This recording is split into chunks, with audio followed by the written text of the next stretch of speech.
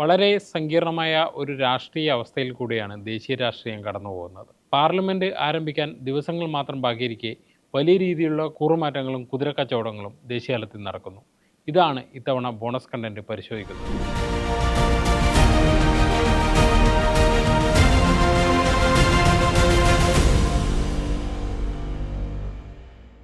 നമ്മൾ 5 സംസ്ഥാനങ്ങളിലെ തെരഞ്ഞെടുപ്പിന് ശേഷം വളരെ സങ്കീർണമായ അവസ്ഥയാണ്. അതായത് ഓരോ സംസ്ഥാനത്തു നിന്നും വലിയ പാർട്ടികളിൽ നിന്ന് ആളുകൾ അങ്ങോട്ടും ഇങ്ങോട്ടും മാറുന്നു. വലിയ രീതിയിലുള്ള മാറ്റങ്ങൾ നടക്കുന്നു. ഇതിനു പിന്നിൽ കുതിരക്കച്ചവടം എന്നുള്ളതാണ് പ്രതിപക്ഷം ആരോപിക്കുന്നത്. പ്രതിപക്ഷം തന്നെ കോൺഗ്രസ് ആരോപിക്കുന്നത്, പിന്നെ ഈ പ്രശ്നം നേരിടുന്ന പാർട്ടികളൊക്കെ ആരോപിക്കുന്നത്. എങ്ങനെയാണ് കാണുന്നത്? ഇതിപ്പോൾ മൂന്നാം മോദി സർക്കാരാണല്ലോ. അപ്പോൾ മോദി സർക്കാരിൻ്റെ നമ്പർ വെച്ച് നോക്കുകയാണെങ്കിൽ ഏറ്റവും മോശം പെർഫോമൻസ് എന്ന് പറയാം. കാരണം ആദ്യ സർക്കാർ വരുമ്പോൾ 282 സീറ്റ് ഉണ്ടായിരുന്നു ബി ജെ പിക്ക്. അത് സഖ്യകക്ഷികൾ കൂടുമ്പോൾ അത് 303 ഉണ്ടായിരുന്നു. രണ്ടാം തവണ 303 എന്ന നമ്പറിലേക്ക് ബി ജെ പി തന്നെ വരുന്നു. ടോട്ടൽ അവരൊരു 350 കൂടുതൽ ഉണ്ടായിരുന്നു. ഇത്തവണ പക്ഷേ 400 മുകളിൽ എന്ന മുദ്രാവാക്യമായിരുന്നു ഇത്തവണ ബി ജെ പി അവരുടെ പ്രചാരണ ആവശ്യം അല്ലെങ്കിൽ പ്രചാരണ മുദ്രാവാക്യമായി ഉയർത്തിയത്. പക്ഷേ പൊതുവെ നമുക്കൊരു രാഷ്ട്രീയം നിരീക്ഷിക്കുന്ന ആർക്കും തോന്നുമായിരുന്നു എങ്ങനെ ഈ 400 മുകളിൽ കിട്ടുമെന്ന്. കാരണം പല സ്റ്റേറ്റുകൾ നോക്കുകയാണെങ്കിൽ ബി ജെ പി അതിൻ്റെ ഏറ്റവും വലിയ പീക്ക് പൊസിഷനിലാണ് നിൽക്കുന്നത്. ഇപ്പോൾ യു പി നോക്കുകയാണെങ്കിൽ കഴിഞ്ഞ 2014 19 അവർക്ക് 70 മുകളിൽ ആദ്യം ഉണ്ടായിരുന്നു. പിന്നീട് 64 വരെ വരികയും ചെയ്തു. അപ്പോൾ കിട്ടാവുന്നതിൻ്റെ മാക്സിമം ഈ പറയുന്ന വലിയ സംസ്ഥാനങ്ങളിൽ നിന്ന് ബി ജെ പി നേടിയിട്ടുണ്ട്. ഇപ്പോൾ രാജസ്ഥാൻ ആവട്ടെ, മധ്യപ്രദേശിലൊക്കെ. പക്ഷേ സംഭവിച്ചത് നമ്മുടെ സംശയം പോലെ തന്നെയാണ്. അവിടെയൊക്കെ സീറ്റ് കുറയുകയാണ് ചെയ്തത്. അപ്പോൾ ബി ജെ പി 240 സഖ്യകക്ഷികൾ 293 ആ നമ്പറിലാണ് ബി ജെ പി എത്തിയത്.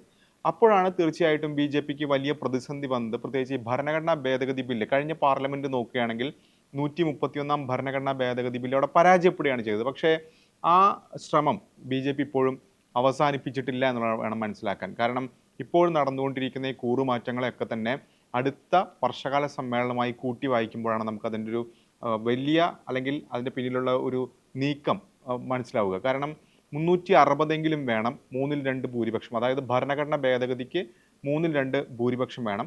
അപ്പോൾ സ്വാഭാവികമായും ജനങ്ങൾ വോട്ട് ചെയ്ത് അത്രയും സീറ്റ് നൽകിയിട്ടില്ലെങ്കിൽ പോലും മറ്റ് പാർട്ടികൾ, പ്രത്യേകിച്ച് 2019 18 19 വെങ്കയ്യ നായിഡു ഉപരാഷ്ട്രപതി ആയിരിക്കുമ്പോൾ, രാജ്യസഭാ ചെയർമാൻ ആയിരിക്കുമ്പോഴാണ് ആദ്യമായി ഇത്തരത്തിൽ ഒരു ലൂപ്പ് ഹോൾ ഉപയോഗിച്ചുകൊണ്ട് ഈ 2/3 ഭൂരിപക്ഷത്തോടു കൂടി മറ്റു പാർട്ടികൾ അല്ലെങ്കിൽ പാർലമെന്ററി പാർട്ടി ലയിക്കാം എന്നുള്ളൊരു സംഭവം കാണുന്നത്. കാരണം ടി ഡി പിയുടെ രാജ്യസഭാ കക്ഷിയാണ് അന്ന് ലയിച്ചത്. അന്ന് എനിക്ക് തോന്നുന്നു 6ൽ 4 പേർ ബി ജെ പിയിൽ വന്ന് ലയിക്കുകയാണ് ചെയ്തത്. അതേ മാർഗത്തിലൂടെയാണ് ഇപ്പോൾ 2 പാർട്ടികൾ ഇപ്പോൾ അത്തരം നീക്കം നടത്തിയിട്ടുള്ളത്. അതിലൊന്ന് ആം ആദ്മി പാർട്ടിയുടെ രാജ്യസഭാ കക്ഷി രാഘവ് ചഡ്ഡയുടെ നേതൃത്വത്തിൽ ബി ജെ പിയിൽ ലയിക്കുന്നത് കണ്ടു. ഇപ്പോൾ അതിനുശേഷം തൃണമൂൽ കോൺഗ്രസിലാണ് വലിയ നീക്കം അങ്ങനെ കണ്ടത്. 29 തൃണമൂൽ കോൺഗ്രസിൻ്റെ അംഗബലം. അതിൽ തന്നെ ഒരു എം പി ഒഴിവുള്ള സീറ്റ് നോക്കുമ്പോൾ 28 എം പിമാരാണ് അവർക്കുണ്ടായിരുന്നത്. അതിൽ തന്നെ ഏതാണ്ട് 20 21 എം പിമാർ ഇപ്പോൾ ഇപ്പുറം പുതിയൊരു പാർട്ടിയിൽ, ത്രിപുര ആസ്ഥാനമായിട്ടുള്ള NCPI എന്ന് പറയുന്ന പാർട്ടിയിൽ ലയിക്കുന്നതാണ് കണ്ടത്. അപ്പോൾ ആ നീക്കം അല്ലെങ്കിൽ ആ ശ്രമം തുടരുകയാണ്. അതിൻ്റെ ഏറ്റവും ഒടുവിലത്തെ ഉദാഹരണമായി നമുക്കിപ്പോൾ ശിവസേനയെ കാണാം. അങ്ങനെ ആരെയൊക്കെ ഒപ്പം കൂട്ടാൻ പറ്റുമ്പോൾ എവിടെ നിന്നൊക്കെ എം പിമാരെ എടുക്കാൻ കഴിയുമോ അത്തരത്തിലുള്ള ശ്രമങ്ങളൊക്കെ തന്നെ നടത്തുന്നുണ്ട്. അതുകൊണ്ട് തന്നെ ഈ ബില്ലുകളൊക്കെ പാസ്സാക്കി എടുക്കുക എന്നുള്ളൊരു നീക്കം പോലും ഇതിൻ്റെ പുറകിലുണ്ടെന്ന കാര്യത്തിൽ സംശയമില്ല. പ്രധാനമായിട്ടും 2 ബില്ലുകളാണല്ലോ. ഒന്ന് മണ്ഡല പുനർനിർണയം, വനിതാ സംവരണം. പിന്നെ വൺ നാഷൻ വൺ വോട്ട്. അതുണ്ടാവുമെന്ന് പറയാൻ കഴിയില്ല. അതാണ് പിന്നെ പൊതുവിൽ പറഞ്ഞു കേൾക്കുന്നത്. പക്ഷേ ഈ 360 എന്നുള്ള വലിയൊരു സംഖ്യയാണ്. അതിലേക്ക് ഇനിയും ഇപ്പോൾ ഇത്ര പേരെ ഒപ്പം കൂട്ടിയാൽ പോലും നമുക്ക് എത്തിച്ചേരാൻ പറ്റുമോ, ബി ജെ പിക്ക് എത്തിച്ചേരാൻ പറ്റുമോ എന്നുള്ള സംശയമാണ് NDA ഘടകകക്ഷിക്ക്. അപ്പോൾ ആൾട്ടർനേറ്റീവായി മറ്റു വഴികളും ചിന്തിക്കില്ലേ? ബാക്കിയുള്ള പാർട്ടികളിലേക്ക് കൂടി പോകാൻ ഇനിയും ഇത് തുടരാൻ സാധ്യതയില്ലേ? ഉറപ്പായിട്ടും അതിനുള്ള ശ്രമങ്ങൾ തുടരും. ഇനിയും ചെറു പാർട്ടികളുടെ പിളർപ്പോ അല്ലെങ്കിൽ അവിടെ നിന്ന് എം പിമാരെ സ്വന്തം പാളയത്തിൽ എത്തിക്കാനുള്ള ശ്രമം ഉണ്ടാവും. ഇപ്പോൾ നമ്മൾ ആദ്യം മുതൽ പറഞ്ഞു കേൾക്കുന്നതാണ് ശരത് പവാറിൻ്റെ NCP അവരെ പിളർത്താനുള്ള സാധ്യതയുണ്ടെന്ന്. ഏറ്റവും ഒടുവിൽ പോലും അതിനുള്ള നീക്കങ്ങൾ നടക്കുന്നുണ്ട്. കാരണം ആദ്യം നടപ്പാക്കിയത് 293 നിന്ന് 313 എന്ന നമ്പറിലേക്ക് എത്തുന്നത് തൃണമൂൽ കോൺഗ്രസിനെ പിളർത്തിക്കൊണ്ടാണ്. സ്പീക്കറുടെ ഒരു അന്തിമ തീരുമാനം ഇപ്പോഴും വന്നിട്ടില്ല. ഇപ്പോൾ ഏറ്റവും ഒടുവിൽ കമ്മീഷനിൽ അവകാശവാദം ഉന്നയിച്ച് ഋതപ്രത, അത് സംസ്ഥാനത്തെ MLA-മാരുടെ കാര്യം ഉന്നയിച്ചാണ് അദ്ദേഹം പോകുന്നെങ്കിൽ പോലും 313 ആകുന്നു. ശിവസേനയിലെ 6 എം പിമാർ വരുമ്പോൾ അത് 319 എന്ന നമ്പറിലാവുന്നു. ഇനിയിപ്പോൾ ശരത് പവാറിന്റെ NCP ആയിരിക്കും ഒരുപക്ഷെ ലക്ഷ്യം വെക്കുന്നുണ്ടാവുക. പക്ഷേ മറ്റു പാർട്ടികൾ, പ്രത്യേകിച്ച് പ്രാദേശിക പാർട്ടികൾ, വലിയ നമ്പറുള്ള പ്രാദേശിക പാർട്ടികൾ ഒപ്പം നിർത്താനുള്ള ശ്രമം നടത്തുന്നുണ്ട്. ഇപ്പോൾ കഴിഞ്ഞ തെരഞ്ഞെടുപ്പ് കാലത്ത്, അതായത് ഏപ്രിൽ മാസത്തിലാണ് ഇത്തരത്തിൽ ഈ ബില്ലുകൾ വരുന്നത്. അന്ന് ഈ മണ്ഡല പുനർനിർണയത്തിനെതിരെ ഏറ്റവും വലിയ തോതിൽ ശബ്ദിച്ച ഒരു പാർട്ടി DMK ആയിരുന്നു. പക്ഷെ DMK ഇപ്പോൾ DMKയുടെ രാഷ്ട്രീയ നിലപാടില്ല. അതായത് DMK ഇന്ത്യ സഖ്യത്തിൽ ഇല്ല എന്നൊരു സാഹചര്യത്തിലേക്ക് കാര്യങ്ങളെത്തി. കോൺഗ്രസുമായി വലിയ ശത്രുത DMKക്ക് ഉണ്ട്. കാരണം കോൺഗ്രസ് സ്വീകരിച്ച സമീപനത്തോടാണ്, അല്ലെങ്കിൽ ഒരു നാൾ ഒരു രാത്രി തന്നെ അവർ മുന്നണി മാറിയതിൽ വലിയ എതിർപ്പ് DMKക്ക് ഉണ്ട്. അപ്പോൾ ആ സാഹചര്യത്തിൽ ഇതിനോടകം തന്നെ BJP അല്ലെങ്കിൽ കേന്ദ്ര സർക്കാർ DMKയുമായി ചർച്ച നടത്തി കഴിഞ്ഞു എന്ന റിപ്പോർട്ടുകൾ നേരത്തെ പുറത്തു വന്നതാണ്. പക്ഷേ DMK തള്ളിക്കളഞ്ഞിട്ടുണ്ട്. ഞങ്ങൾ നിലവിലെ രീതിയിൽ മണ്ഡല പുനർനിർണയത്തെ പിന്തുണയ്ക്കില്ല എന്ന് അവർ പറഞ്ഞിട്ടുണ്ട്. പക്ഷേ ഏതെങ്കിലും തരത്തിലൊരു ഭേദഗതിയോ അല്ലെങ്കിൽ ഏതെങ്കിലും തരത്തിൽ DMKക്ക് സ്വീകാര്യമാകുന്ന രീതിയോ ഒരുപക്ഷെ സർക്കാരിന്റെ ഭാഗത്ത് ഉണ്ടായേക്കാം. അത് നമുക്ക് തള്ളിക്കളയാൻ കഴിയില്ല. അങ്ങനെ, കാരണം ഇതൊരു നമ്പർ ഗെയിം ആണല്ലോ. അപ്പോൾ തീർച്ചയായിട്ടും DMK വിട്ടു നിൽക്കുക അല്ലെങ്കിൽ അത്തരം ഏതെങ്കിലും നീക്കങ്ങൾ പോലും, അതിനുള്ള ശ്രമങ്ങൾ പോലും സർക്കാരിന്റെ ഭാഗത്തുണ്ടാവും. നിലവിലെ സാഹചര്യത്തിൽ DMK പിന്തുണയ്ക്കില്ല. പക്ഷേ അവരെ ഉൾപ്പെടെ മറ്റു പാർട്ടികളെയൊക്കെ തന്നെ ഒപ്പം നിർത്താനുള്ള നീക്കം സർക്കാരിന്റെ ഭാഗത്തുനിന്ന് BJPയുടെ ഭാഗത്തുനിന്ന് ഉണ്ടാകും എന്ന കാര്യത്തിൽ യാതൊരു സംശയമില്ല. ഇപ്പോൾ DMK സംബന്ധിച്ച് തമിഴ്നാട്ടിലെ അവരുടെ പ്രധാന എതിരാളി ഇപ്പോൾ TVK ആണ്. TVK പുതുതായി ഫോം ചെയ്ത ഒരു ഗവൺമെൻറ്റാണ്. ആ ഗവൺമെൻറ് എങ്ങനെ ആക്രമിക്കാം എന്നുള്ളതാണ് ഒരു ദിവസം കൂടി കോപ്പ് കൂട്ടുന്നത്. അപ്പോൾ തന്നെ ഈ വൺ നാഷൻ പിന്നെ ഇലക്ഷൻ ബില്ല് വന്നാൽ ഈ നാട്ടിലെ ഏത് ഗവൺമെൻറ്റിനും ഇനി അടുത്തൊരു 3 വർഷം കൂടിയേ കാലാവധി ഉണ്ടാവും എന്നുള്ളൊരു സ്ഥിതി വരും. അത് വിജയ് സർക്കാരിനെ മറിച്ചിടാനുള്ളൊരു ഇതായിട്ട് DMKക്ക് മുന്നിൽ BJP അവതരിപ്പിച്ചാൽ ചിലപ്പോൾ അവർ അത് ഉൾക്കൊള്ളാൻ സാധ്യതയുണ്ട് എന്നാണ് എനിക്ക് തോന്നുന്നത്. അങ്ങനെ ഒരു വായന ഉണ്ടാവാം. പക്ഷേ ഇതിലെ ഏറ്റവും നമ്മൾ കാണേണ്ട ഒരു കാര്യം, ഇപ്പോൾ കപിൽ സിബൽ ഈ വിഷയത്തെക്കുറിച്ച് മൊത്തം പറഞ്ഞത് ഇതൊരു അസംബന്ധ നാടകം അല്ലെങ്കിൽ എന്തൊരു തമാശ നാടകം എന്നുള്ളത്. അത്തരത്തിൽ ഇതിൽ ധാർമ്മികത ആലോചിച്ചാൽ നമ്മൾ ഒരിക്കലും കാണാത്ത രീതിയിലുള്ള ഒരു ഒഴുക്കല്ലേ ഇത് സംഭവിച്ചുകൊണ്ടിരിക്കുന്നത്. ശരിക്കും ഇതിലൊരു പഴുത് ഉപയോഗിച്ചുകൊണ്ടാണ് ഇവരിപ്പോൾ ഇത്തരത്തിൽ നീക്കമൊക്കെ നടത്തുന്നത്. ഞാൻ നേരത്തെ പറഞ്ഞ പോലെ വെങ്കയ്യ നായിഡുവിൻ്റെ കാലത്ത് ഞാൻ ഡൽഹിയിൽ ഉള്ള സമയത്താണത്. ആ സമയത്താണ് യഥാർത്ഥത്തിൽ TDP ഒന്നാം മോദി സർക്കാരിൻ്റെ ഭാഗമായിരുന്നു. പിന്നീട് ആന്ധ്രയുമായി ബന്ധപ്പെട്ടുകൊണ്ട് അവർ ആ മുന്നണി വിട്ടുപോകുന്നു. അതിനുശേഷമാണ് ഇത്തരം TDPക്കെതിരെ ഒരു നീക്കം നടത്തുന്നത്. അവരുടെ MP മാരെ ഇങ്ങോട്ട് എടുക്കുന്നൊരു നീക്കമൊക്കെ ഉണ്ടാകുന്നത്. അതേ തന്ത്രം ഇവിടെ പയറ്റുമ്പോൾ തീർച്ചയായും വിപിൻ സൂചിപ്പിച്ച പോലെ തന്നെ കപിൽ സിബൽ അടക്കമുള്ള ആളുകൾ, വിദഗ്ധരൊക്കെ തന്നെ ഇതിനെ എതിർത്തുകൊണ്ട് രംഗത്ത് വന്നിട്ടുണ്ട്. കാരണം ചില വിധികൾ തന്നെ ഉണ്ട്. അതായത് MP മാർക്ക് അല്ലെങ്കിൽ പാർലമെന്ററി പാർട്ടിക്ക് മാത്രമായി മറ്റൊരു പാർട്ടിയിൽ ലയിക്കാൻ കഴിയില്ല. ആരാണോ ആ പാർട്ടി ഒന്നടങ്കം പോയി ലയിക്കാം. പക്ഷെ അതല്ലാതെ ഇത്തരത്തിൽ നിയമസഭാ കക്ഷിക്കോ അല്ലെങ്കിൽ ലോക്സഭാ കക്ഷിക്കോ ലയനത്തിന് അത് അംഗീകാരമില്ല എന്ന വിധികളടക്കം ചൂണ്ടിക്കാണിച്ചുകൊണ്ടാണ് കപിൽ സിബൽ അടക്കമുള്ളവർ ഇത്തരത്തിൽ നിലപാട് കൈക്കൊണ്ടിട്ടുള്ളത്. അതുകൊണ്ട് തന്നെ തീർച്ചയായും ഇത് സ്പീക്കറുടെ കയ്യിലായിരിക്കും ഇനി തീരുമാനം ഉണ്ടാവേണ്ടത്. ഒപ്പം തന്നെ സ്പീക്കർ ഇപ്പോൾ ഒരു അനുകൂലമായ നിലപാടെടുത്താൽ പോലും അത് കോടതി കയറാനുള്ള സാധ്യത വളരെ വലുതാണ്. കാരണം മമതാ ബാനർജി അത്തരത്തിലൊരു വിട്ടുവീഴ്ചയ്ക്ക് തയ്യാറാവുമെന്ന് തോന്നുന്നില്ല.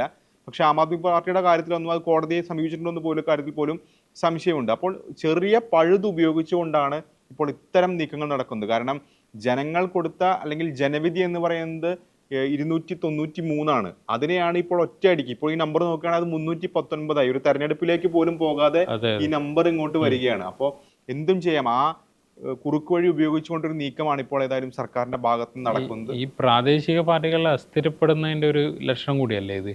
അതായത് ഇപ്പോൾ ശിവസേന എന്ന് പറഞ്ഞാൽ ഒരു കാലത്ത് മഹാരാഷ്ട്രയിൽ BJPയേക്കാൾ വലിയ കക്ഷിയായിരുന്നു. അപ്പോൾ അവർ BJP അവർക്കൊപ്പമാണ് മഹാരാഷ്ട്രയിൽ വളർന്നത്. പക്ഷെ പിന്നീട് അതിലൊരു പിളർപ്പുണ്ടായി. പിളർപ്പ് ഉണ്ടായ സമയത്ത് തന്നെ നമ്മളിപ്പോൾ നേരത്തെ പറഞ്ഞു കോടതിയെ സമീപിക്കുന്നത്, അന്ന് പിന്നെ സുപ്രീം കോടതി വരെ പോയിട്ടും അത് ഷിൻഡെ ശിവസേനയ്ക്ക് അനുകൂലമായ ഒരു വിധിയാണ് ലഭിച്ചത്. അപ്പോൾ ഈ കോടതിയിൽ പോലും ഒരു ഹോപ്പില്ലാത്ത അവസ്ഥ വരില്ല ഇങ്ങനത്തെ ഒരു അവസ്ഥ. അതെ, കാരണം ഈ ശിവസേനയുടെ തർക്കം യഥാർത്ഥത്തിൽ ശിവസേന തന്നെയായിരുന്നു അവിടുത്തെ ബിഗ് ബ്രദർ എന്ന കാര്യത്തിൽ സംശയമില്ല. കാരണം കൂടുതൽ സീറ്റുകൾ മത്സരിച്ചത് നിയമസഭയിൽ അവരായിരുന്നു. പക്ഷെ ആ ഒരു സമവാക്യം ഒക്കെ തെറ്റുന്നത് 2014 തെരഞ്ഞെടുപ്പ്. കാരണം രാജ്യത്തൊട്ടൊക്കെ അന്നൊരു മോദി തരംഗം ഉണ്ടായിരുന്നു. അങ്ങനെയാണ് ഈ പാർട്ടികൾ വെവ്വേറെ മത്സരിക്കുന്നത്. പക്ഷെ അന്ന് നേട്ടമുണ്ടാക്കിയത് BJP ആണ്. പിന്നീട് ആ സഖ്യത്തിൻ്റെ ഭാഗമാകാൻ നിർബന്ധിതരാവുകയായിരുന്നു അന്ന് ശിവസേന. പക്ഷേ വേറൊരു ഘട്ടത്തിൽ അവർക്കൊരു അവസരം ലഭിച്ചു. അങ്ങനെയാണ് അവർ പുറത്തു പോരുകയും ഉദ്ധവ് ഠാക്കറെ മുഖ്യമന്ത്രി ആവുകയും ചെയ്യുന്നത്. തീർച്ചയായും അത് BJPക്ക് ഉണ്ടാക്കിയ ആലോചനം ചെറുതല്ല. അതിൻ്റെ തുടർച്ചയായാണ് ഷിൻഡെയെ പിളർത്തിക്കൊണ്ടുപോകുന്നു. ആ ഷിൻഡെ ഉപയോഗിച്ച് ഇപ്പോൾ അവശേഷിക്കുന്ന ശിവസേനയെ പോലും ഇല്ലാതാക്കാനുള്ള ശ്രമം BJP നടത്തുകയും ചെയ്യുന്നത്. തീർച്ചയായും അങ്ങനെ നോക്കുകയാണെങ്കിൽ മഹാരാഷ്ട്ര രാഷ്ട്രീയത്തിൽ ഏക്നാഥ് ഷിൻഡെ കൂടുതൽ ശക്തനാവുകയാണെന്ന കാര്യത്തിൽ സംശയമില്ല. കാരണം അദ്ദേഹം മുഖ്യമന്ത്രിയായിരുന്നു, പിന്നീട് ഉപമുഖ്യമന്ത്രിയായി മാറേണ്ടി വന്നു. അപ്പോൾ ആ സാഹചര്യത്തിൽ നിന്ന് മാറി കൂടുതൽ അവിടെ ശക്തനാവുന്നുണ്ടെന്ന കാര്യത്തിൽ സംശയമില്ല. പക്ഷേ BJPയെ സംബന്ധിച്ച് ഇപ്പോൾ ഈ ഘട്ടത്തിൽ ഷിൻഡെ ശക്തനാവുന്നതിനേക്കാൾ ഉപരിയായി അവർക്ക് നമ്പർ എന്ന് പറയുന്നത് വലിയ ഫാക്ടറാണ്. ആ ഫാക്ടറിനാണ് ഇപ്പോൾ ശ്രമങ്ങളാണ് ഇപ്പോൾ നടത്തിക്കൊണ്ടിരിക്കുന്നത്. അതാണിപ്പോൾ നമ്മളിപ്പോൾ ശിവസേനയുടെ കാര്യത്തിൽ കണ്ടത്, തൃണമൂൽ കോൺഗ്രസിന്റെ കാര്യത്തിൽ കണ്ടുകൊണ്ടിരിക്കുന്നത്. ഒരുപക്ഷെ ഇനി NCPയുടെ കാര്യത്തിൽ കാണാൻ പോകുക. DMKയുടെ കാര്യത്തിൽ ഒരുപക്ഷെ DMK അംഗങ്ങളെ അങ്ങനെ പിളർത്തിക്കൊണ്ടുപോകാൻ തമിഴ്നാട്ടിലെ രാഷ്ട്രീയ സാഹചര്യം ഒക്കെ തന്നെ വെച്ചുകൊണ്ട് അവരെ പിളർത്തിക്കൊണ്ടുപോകാൻ പറ്റില്ല. പക്ഷെ അവരെ വേറെ വഴിക്ക് അവരുടെ വിട്ടുനിന്നാൽ പോലും, ഇതൊരു നമ്പർ ഗെയിം ആയതുകൊണ്ട് വിട്ടുനിന്നാൽ പോലും വലിയ വലുതായിരിക്കും. കാരണം 3-2 ഭൂരിപക്ഷം എന്ന് പറയുമ്പോൾ അവിടെ അറ്റൻഡൻസ് ആണല്ലോ അവിടെ കണക്കാക്കപ്പെടുന്നത്. അപ്പോൾ തീർച്ചയായിട്ടും DMK അന്വയിപ്പിക്കാനുള്ള ശ്രമങ്ങൾ ഉണ്ടാകുക എന്ന കാര്യത്തിൽ സംശയമില്ല. അല്ലെങ്കിൽ ഏതെങ്കിലും തരത്തിൽ ചെറു പാർട്ടികളൊക്കെ കൊണ്ട് അവരെയൊക്കെ കൂടെ നിർത്താനുള്ള ശ്രമങ്ങൾ സർക്കാരിന്റെ ഭാഗത്ത് ഇന്ന് ഉണ്ടാവും. പ്രത്യേകിച്ച് മറ്റൊരു ബിൽ കൂടി വരികയാണ്, 130-ാം ഭരണഘടനാ ഭേദഗതി. അതായത് 30 ദിവസം ജയിലിൽ അല്ലെങ്കിൽ തടങ്കലിൽ കിടക്കുകയാണെങ്കിൽ പ്രധാനമന്ത്രി അടക്കമുള്ളവർ, മുഖ്യമന്ത്രിമാർ അടക്കമുള്ളവർ, വലിയ എതിർപ്പ് പ്രതിപക്ഷം നേരത്തെ ഉന്നയിച്ചൊരു ബില്ലാണ്. കാരണം അത് പ്രതിപക്ഷ പാർട്ടികളെ അതിന്റെ നേതാക്കളെ ഇല്ലായ്മ ചെയ്യാൻ നീക്കമാണെന്ന് ആരോപിക്കുകയും സെലക്ട് കമ്മിറ്റിക്ക് JPCക്ക് പോവുകയൊക്കെ ചെയ്ത ബില്ലാണ് അത്. പക്ഷേ റിപ്പോർട്ട് ഇപ്പോൾ ഈ അടുത്ത ഈ സഭാ സമ്മേളനത്തിന് ആദ്യ ദിവസങ്ങൾ സമർപ്പിക്കും. ആ ബില്ല് കൊണ്ടുവരും എന്നൊരു വിവരങ്ങളാണ് സർക്കാർ വൃത്തങ്ങളുടെ ഭാഗത്തു നിന്നൊക്കെ വരുമ്പോൾ. അപ്പോൾ തീർച്ചയായിട്ടും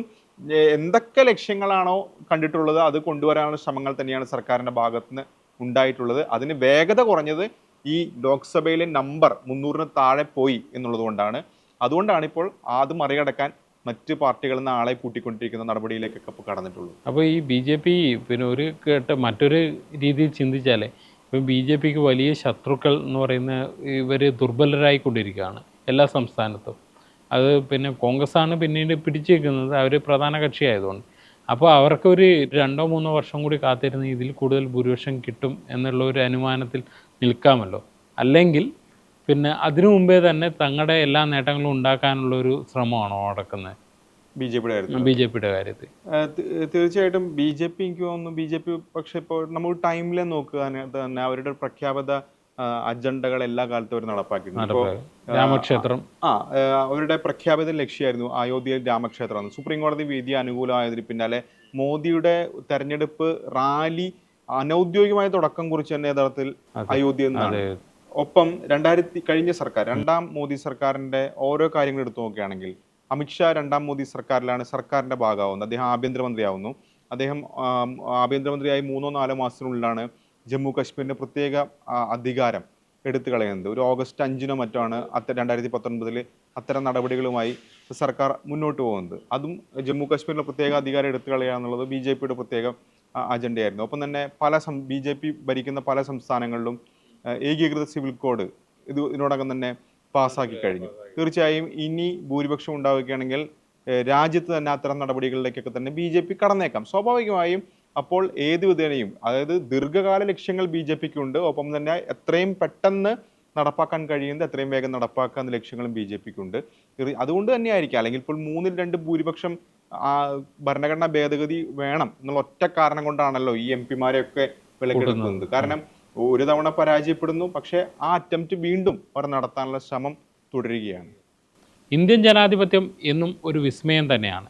അത്തരത്തിൽ പുതിയ കാലത്തെ കുതിരക്കച്ചവടമാണ് ഇപ്പോൾ നമ്മൾ കണ്ടുകൊണ്ടിരിക്കുന്നത്. ഇതിൻ്റെ അന്ത്യഫലം എന്താവുമെന്ന് അടുത്ത പാർലമെൻറ്റ് സെഷനിൽ നമുക്ക് വ്യക്തമാകും.